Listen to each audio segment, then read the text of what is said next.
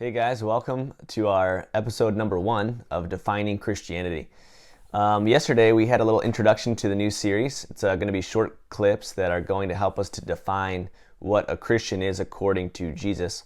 And yesterday we reviewed a short passage in Acts chapter 11, verses 25 and 26, where we learned that the label Christian is actually a label that was given to disciples of Jesus in the first century, 10 years after the church had already started.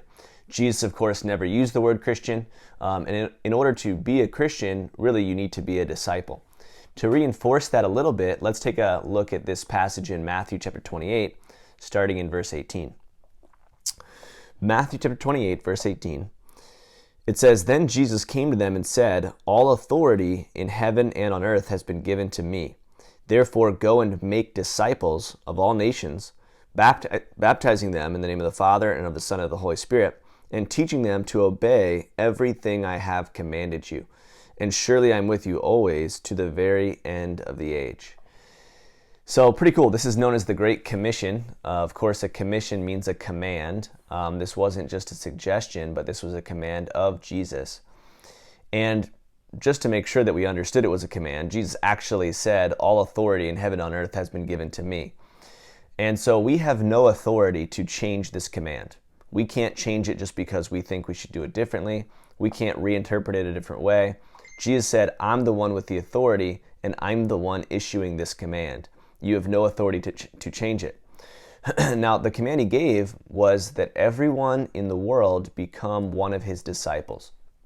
And that's the word that he used. He said, "I want you guys who are already my disciples to go out into the world to make disciples of all nations."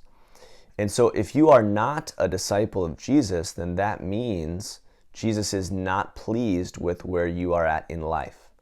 Doesn't mean he doesn't love you. I'm just saying it just means he's not pleased with where you're at in life, because he clearly stated here that he wants everyone to be a disciple. Again, he never uses the word Christian.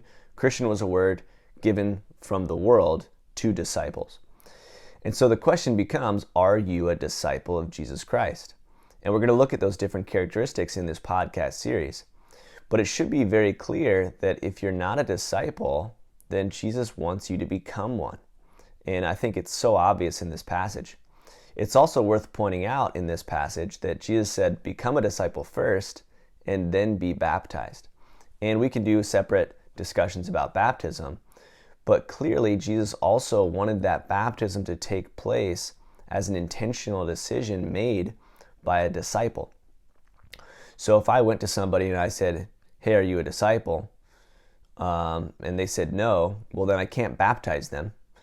If I go to somebody and they're not able to make that decision to become a disciple for whatever reason, maybe it's their age, maybe it's their mental state, I can't just baptize them just because I want to, right? They have to make the decision to really be a true disciple of Jesus.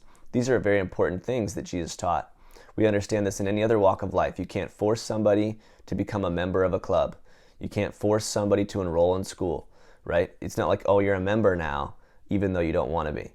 No, there has to be a decision made, accounting of the costs. Jesus talks about these different things.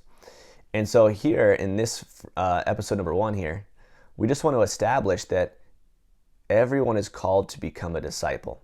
If you're not a disciple, then you're not a Christian. And that's really what it's all about.